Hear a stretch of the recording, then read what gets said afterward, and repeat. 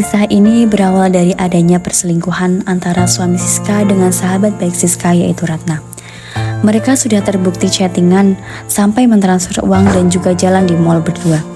Itulah yang membuat Siska terluka dan merasa dikhianati oleh dua orang yang dia sayang. Kesehatan mental Siska semakin hari semakin memburuk dan dia hanya bisa memendam itu sendiri. Lalu Siska memutuskan untuk ke konselor agar bebannya sedikit berkurang dan menceritakan apa yang dia rasakan pada ahlinya. Hingga pada suatu hari,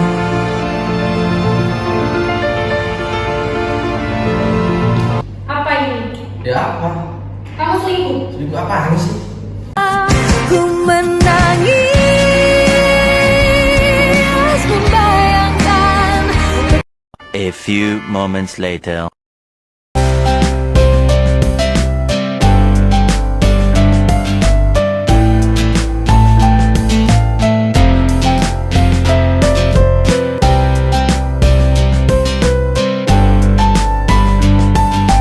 Selamat datang Ibu, Bapak, selamat pagi. Apakah ada yang bisa saya bantu? Iya Bu, ada yang. Maaf Bu, sebelumnya saya itu nggak tahu apa maksud dan tujuan saya dibawa ke sini istri saya dan apa manfaatnya gitu bagi saya dan istri saya untuk datang ke sini. Baik, terima kasih Bapak atas pertanyaannya. Sebelum saya menjawab, terlebih dahulu saya akan menanyakan ke Ibu Siska ya.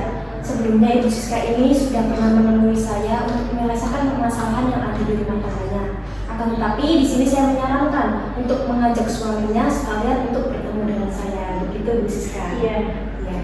Dan di sini sebelum kita mulai saya ingin menjelaskan bahwa sesi ini adalah ruang yang aman dan terbuka untuk Bapak dan Ibu. Tujuan kita di sini adalah untuk memahami perspektif masing-masing, perasaan yang menjelajahi antara Bapak dan Ibu, permasalahan apa saja di dalam rumah tangga antara Bapak dan Ibu. Di sini juga kita bekerja sama untuk mencari solusi dan dapat membantu mengatasi masalah antara Bapak dan Ibu di dalam rumah tangganya. Begitu Bapak dan Ibu. Baik Bu. Baik. Untuk memulai, mari kita bicarakan tentang bagaimana permasalahan yang ada di rumah tangga antara Bapak dan Ibu. Ibu bisa mulai dengan menggambarkan perasaan Anda saat ini. Apakah ada masalah atau kejanggalan pada suami Anda? Dan setelah itu, Bapak Putra, saya ingin Bapak memberikan pandangan atas tadi yang sudah diungkapkan oleh istrinya. Begitu Bapak, Ibu bisa dipahami ya? Ya. Silakan bisa dimulai dari Ibu Siska terlebih dahulu. Jadi gini Bu, suami saya ini ternyata menjalin hubungan lain dengan teman dekat saya sendiri. Mungkin bisa dikatakan hubungan perselingkuhan ya. Saya juga sempat melihat mereka berdua ini jalan bersama di mall. Selain itu, saya juga sempat melihat chattingan mereka berdua, di mana suami saya ini sempat transfer uang beberapa kali kepada teman saya Bu. Seperti itu. Bagaimana Bapak? Apakah benar yang dikatakan istri Anda ini? Semua keterangan yang istri saya berikan itu kurang benar Bu. Saya itu jarang keluar dengan teman dekat istri saya. Jangan bohong kamu, semua yang kamu lakukan itu sudah benar-benar jelas. Dan saya juga punya bukti bahwa dia melakukan hal tersebut Bu. Saya merasa tersakiti dan terluka Bu. Baik, Bapak, Ibu, mari kita sama-sama tenang dalam menghadapi situasi ini.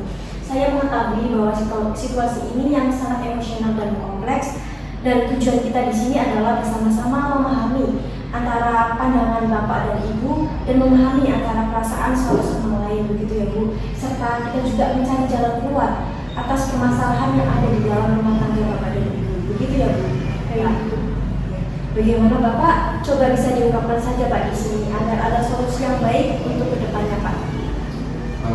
Jujur saya malu. Saya malu untuk mengungkapkannya di sini. Saya malu sama ibu, saya malu sama istri saya karena perlakuan yang sudah saya lakukan. Baik Pak, saya di sini memahami dan saya juga ingin memastikan bahwa kita menciptakan ruang yang aman dan terbuka untuk percakapan ini. Bagaimana Bapak bisa diungkapkan saja di sini Pak? Oke, baik, karena Bapak masih terdiam tidak mau mengungkapkan apa yang sebenarnya.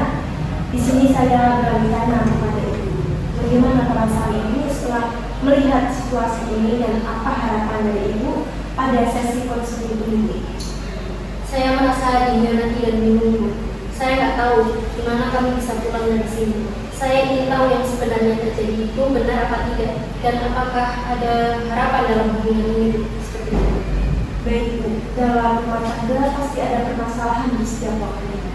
Akan tetapi bagaimana kita dalam menjalankan rumah tangga itu Bu, dengan ketulusan hati, saling menyayangi dan saling memahami antara suami dan istri. Dan tentunya suami harus jadi pelindung buat istrinya ini. Bagaimana Bapak setelah melihat situasi seperti ini, apakah ada tanggapan dari Bapak sendiri?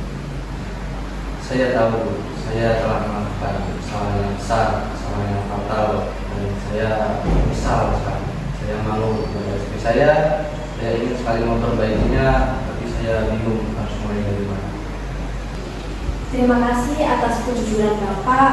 Saya menghargai keterbukaan dan mengenai perasaan dan kesalahan yang terjadi. Bagaimana Bapak, Ibu, apakah masih ada tanggapan lain? Cukup Bu. Baik, kita sudah mendengar ya pandangan dari masing-masing antara Bapak dan Ibu. Sekarang mari kita bicarakan lebih dalam tentang bagaimana perselingkuhan ini mempengaruhi hubungan Anda dan apa yang bisa dilakukan untuk mengatasi dampaknya. Penting untuk kita pahami ya, bagaimana perasaan ini mempengaruhi Anda berdua dan dampaknya terhadap kepercayaan serta hubungan emosional. Ibu Siska, Bapak Putra bisa dijelaskan lebih lanjut tentang bagaimana kepercayaan Anda terganggu atau tidaknya dan apa yang dibutuhkan untuk saat ini untuk mulai memperbaikinya.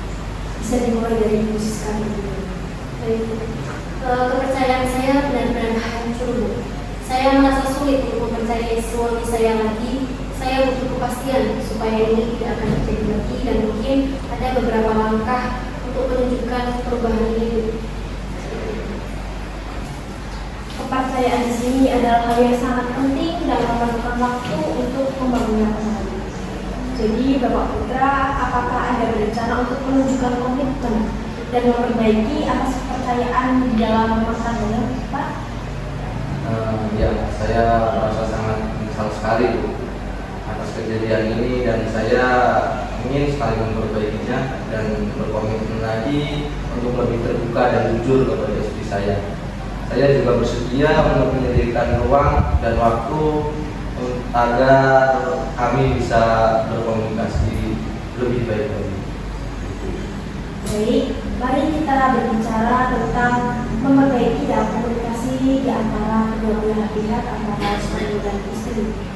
Dan apakah hal tersebut perlu ada yang diubah ataupun ada hal yang perlu diperbaiki antara rumah tangga di antara Ibu Siska dan Bapak Putra?